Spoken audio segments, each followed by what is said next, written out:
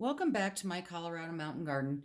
And I'll be planting my peppers soon. So over the weekend, we were watching the football games. I started marking a lot of the things I'll be using for my peppers. But I thought I'd go over some of the containers and trays and things like that that I use. The majority of my plants, I will say, I plant in these smaller domed uh, planters or seed starters. I will be starting my pepper seeds in paper towel. So I went ahead and I put the name on it. And then when the day I started, I'll put the date on it. But I got those all made up in advance. Um, I have made a bunch of the trays for my peppers. And as you can see, I put a piece of masking tape here across the front. In this case, I'm going to do 6 of each. So I just draw a line in the middle. And then I also add the date once I have my starting date. And I always start with my start date, not the date that it goes in the soil. So just so that I have an idea of how long it took. But the reason for that is because then you can pull this tape off once you've up potted your peppers into other containers, and you can reuse these year after year. You don't write on them. You don't have to make like a little road map on a piece of paper of what's in your big tray. And my domes happen to have little vents in them. Not all of them do. I bought these off of Amazon several years ago, and I just keep reusing them. Uh, and you can use these types of, like, a lot of the seed starting kits come with a big tray like this. And then they'll have, a bigger tray than this, but you'll see, it'll be here, and then they would have even a third one here. I don't like using the big trays because it's very hard to get the water out of the big tray. Um, and my grow room, I don't have a sink in it. I'd have to carry it into the kitchen, everything like that. So when I did use these bigger trays before I started using the smaller ones, I still cut my cells down, because then you can pull the cell out, water, and put the cells back in without really disrupting them. I also would put masking tape if I was using a big one. Put masking tape along here. So if you're doing it row by row, you just draw a line like we did here. So maybe you're going to do a full row, one row of a certain type of tomato. So just draw a line, put what the tomato is. And you can keep your stuff organized a little bit better. I would still probably overall try and mark the sides and keep a road map on paper. Other ways that I've started seeds, although I'm not using it very much anymore, and it's just because of pricing going up, I went back to using the cells, are the Jiffy pods. And this pod is too small for this one. This is just like the 36 millimeter, which is good for starting small things like wildflower seeds or any type of flower seeds. And those just come in a little box like this.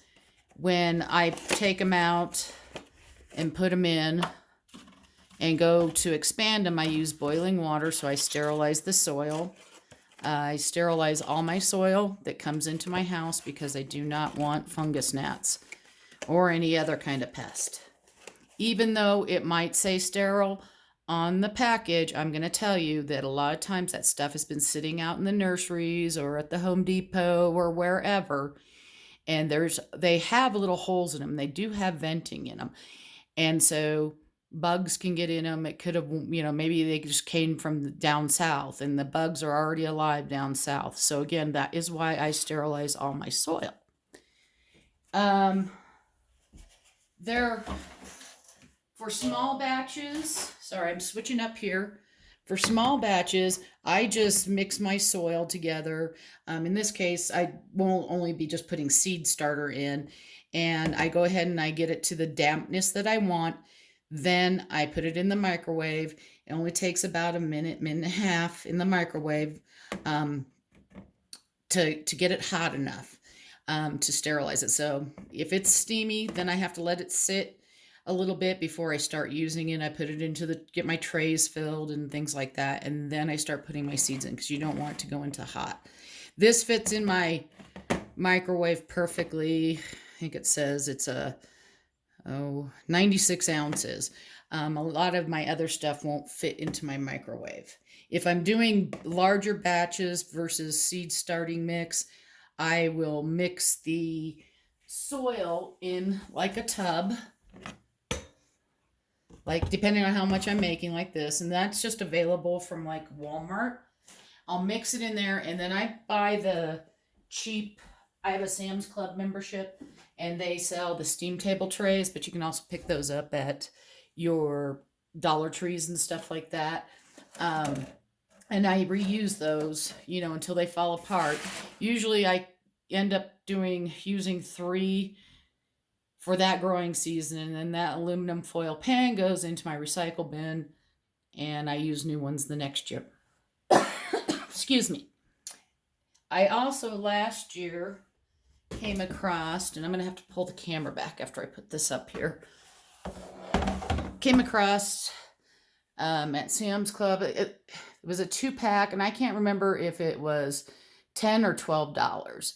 And these are those bussing tubs that you see the people cleaning the tables off at the restaurant use. And when I'm making lots of soil, this has been a godsend. Another person said that they've also used containers that you can get from what's that place? Home Depot, for like mixing cement and stuff like that. So that's another option. I don't know the price of those. And let me grab one other thing. Hang on a second. Get back over by the camera here. Once my seeds have sprouted, and they're big enough after they've sprouted out of these containers here, then when I up pot them, in this case it's peppers, but it could be tomatoes or whatever. Typically they're going to go into, I use solo cups a lot, only because you can see, like, against this particular one, you get a little more depth. And for tomatoes, I'm going to drop them down, really low. And then as they grow, I fill with soil, because I can drop these grow lights way down. I fill with soil so that my stems get really thick. So by the time they're ready to come out of this little cup here, they're thicker than a pencil. And then from this stage here, they go into my 1-gallon pots. But again, I will drop those way down in the case of tomatoes and keep filling. You can see on the solo cups, I put the tape here so you get the idea. I use the tape so you don't have to scratch out what it was, and then I just peel the tape off each year, or as soon as I'm done using this cup, because I may have up potted things and then I can reuse it instead of making more. I have 2 different size cups of the solo cups. These ones, I like using the little ones sometimes when I do my basil. Instead of putting the basil in, let's say, these little ones, I just go ahead and I directly put them in the cup here, because they're pretty tender when you pull them apart. And then I have domes that will fit over the top of this while those are germinating. I don't have any inside right now, but it's basically, a dome like this, a little bit taller though, that'll fit right over there. And so once that seed germinates, then I can take it off and let it go from there. I don't leave the domes on after they germinate. Basically, once they poke through the soil, then those domes come off, because I don't want any mold or anything building up on top. For making my holes in my cup, and this is in some of my older videos from last year, I use just a standard craft soldering iron, and I can make hundreds of these cups.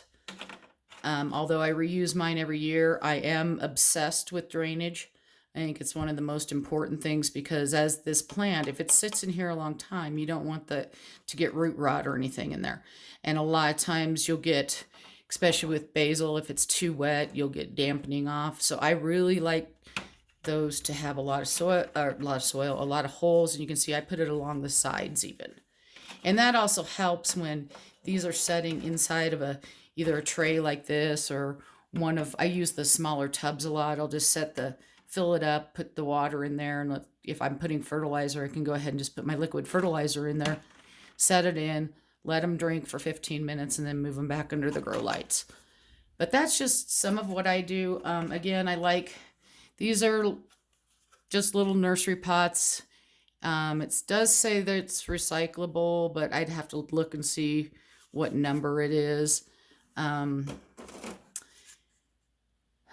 know that our place up here won't take the cups anymore, but for me, it keeps my cost down. I reuse them, so I don't feel like I'm doing as bad for the environment. You can buy those peat pots where it's peat pots, POTS, where it's made out of the compressed peat moss, and they're pretty cheap. The problem is with me is I try to keep my plants in the containers, smaller containers, as long as I can. And what I have found is that it started developing mold, fungus, or they dried out too fast. The wicking action, I just don't like it as well as with using the plastic and sucking it up through the sides. It does absorb through the side, and there's usually like one big hole in the bottom of those peat pots, but I just don't like them. I tried newspaper when I was on a budget, and yeah, it works, but again, that type of stuff decays. I hope this answered some questions. We will get to planting the seeds or starting the seeds here in the next couple weeks.